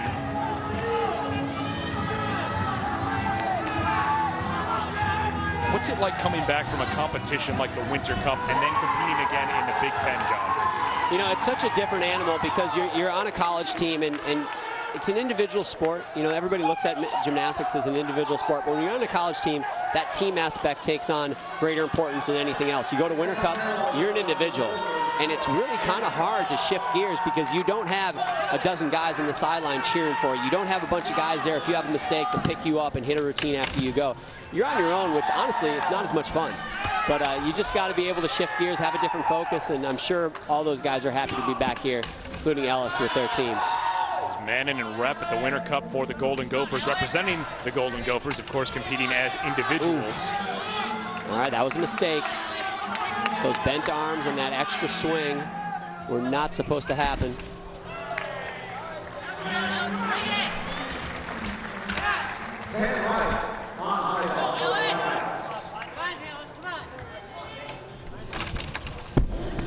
Oh, and there we go. Finally, a stuck double pike. Unfortunately, had a break, and now that's 2 breaks. I do believe Matt Fry, who went up right before him, had a break as well. So that's 2 mistakes for Minnesota. So not going according to plan. They're getting rid of that cushion they had. They had this nice little cushion coming into this event. Now they had 2 mistakes. They've really got to start to focus and hit these last few routines if they want to hold on. Go on the vault, Wyatt Aycock for the Huskers. Now this should be a double twist. I thought CJ was going to do one earlier. Let's see if Wyatt does it. He does. Double full. You can see him go outside of the lines, and we talked about that before. That is going to be a deduction. He lands with 1 foot in, 1 foot out. However, the other foot steps out, which is going to add to that deduction plus about a 3/10 of a step. Finishes with a 14.2 on the vault. So stepping out of that line. Yeah, that's brutal because it looks like a clean landing, but honestly, he might have lost a point on that landing, which is, it seems like a lot. It's huge at this point in the meet. Oh, for sure. Now Mitchell Landau on the high bar. Again, this Hawkeye freshman that J.D. Reeve is so excited about. The chance to see him here, and you see the numbers earlier. Not a great performance on the pommel horse, but a nice job on the vault and parallel bars. That 14.7 on the P-bars for Mitchell Landau was big. There's that half tock we saw earlier. A little flat, should be in the handstand. Is it to Tkachev, straddled, a little bit low, but works out of it just fine.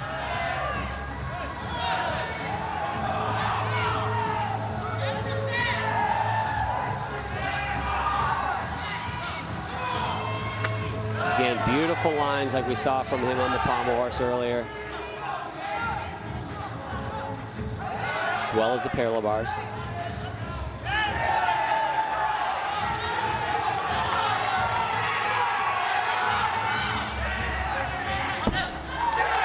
Not bad, not bad. A good, clean routine. He's setting himself up for bigger difficulty down the road. He's got a nice foundation, good skills, high execution score. Now he just needs to add that exclamation point.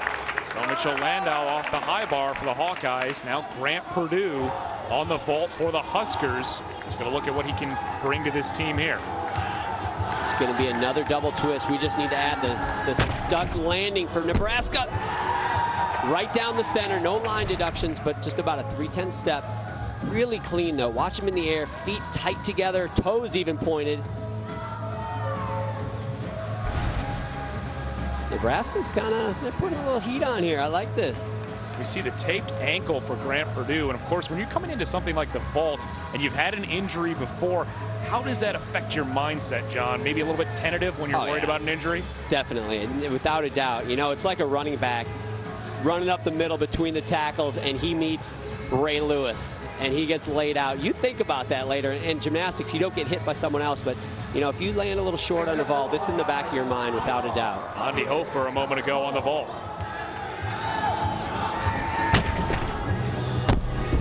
Another double full.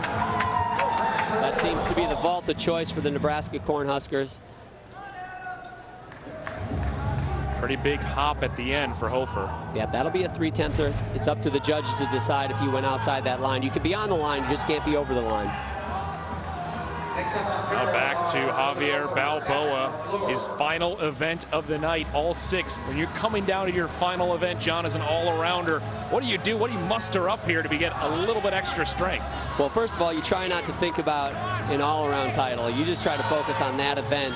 And granted, this isn't the Big Ten Championships or the NCAA Championship, so that all-around crown doesn't take as much weight. But you do. You've gotten worn out. You've warmed up all 6 events. You've competed 5 events. It does take a toll on you, but trust me, you put that steel bar in your hands and you will find a little adrenaline left in the tank. He had an 84.8 all-around score 2 weeks ago at UIC. Bad mistake right there. He went the wrong way. We saw the half talk earlier, but he's got a big release. He's got to get it back together right here. Oh. It's a difficult way to end the day for Javier Balboa. Unfortunate, unfortunate.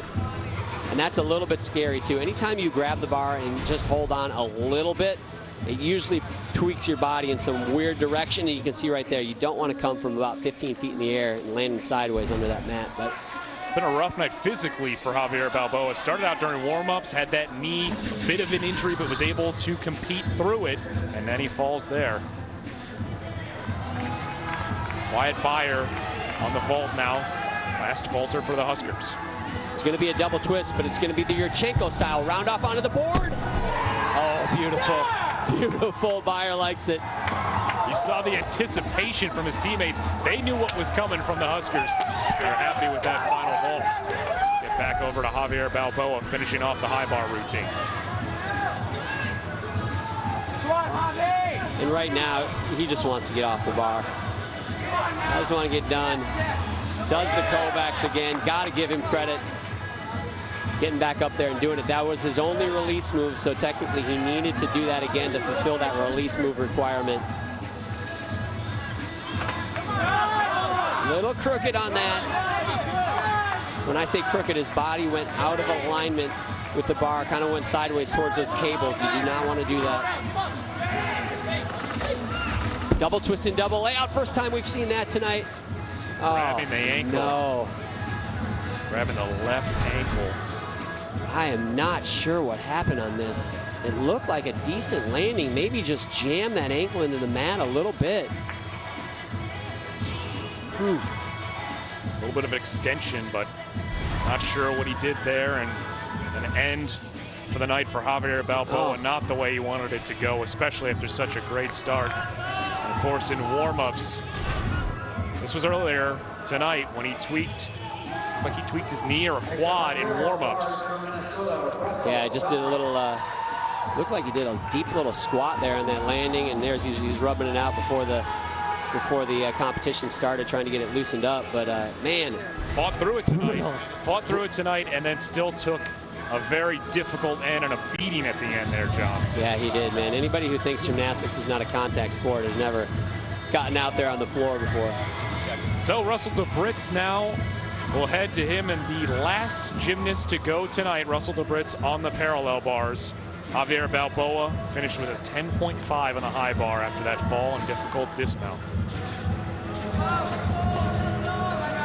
DeBritz trying to close out the meet for the Golden Gophers. And impossible for us to tell right now how this plays into the total team score and the team standings, but the feeling in the arena right now is that this needs to be a hit routine for Minnesota to stay on top.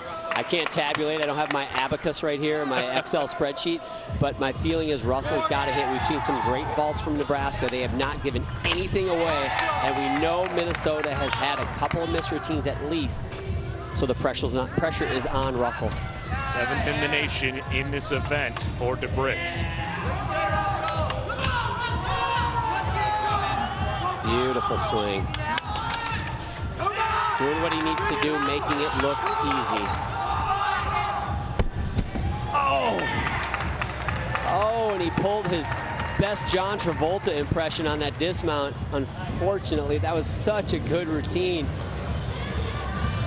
Gave it away right at the end. Another look at his dismount. This is going to be interesting, Mike.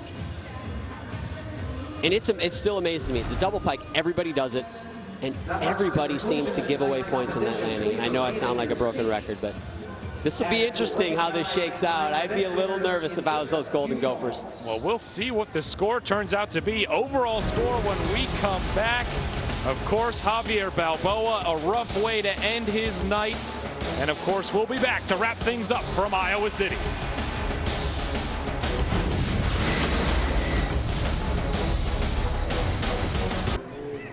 6 rotations complete in Iowa City at Carver Hawkeye Arena, and the final score, the Minnesota Golden Gophers pull out the victory in the tri-meet, 340 to 336.5 for Nebraska, 334.5 for the Iowa Hawkeyes.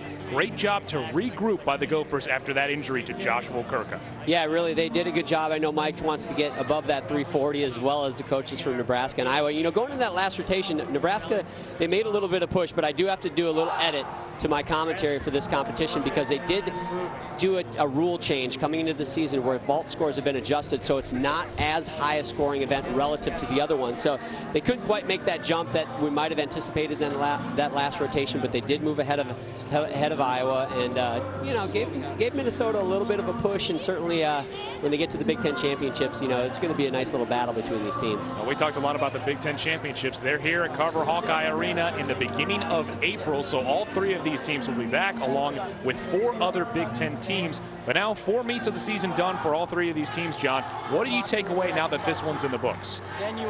You know, it's hard to take too much away from it. You know, we talked to Chuck Schmelka, and he said, I'm not sure what this team can do yet because they do have some injuries. If they all could get now, as this wet weather is departing us late Thursday night, Friday morning, the winds behind it will be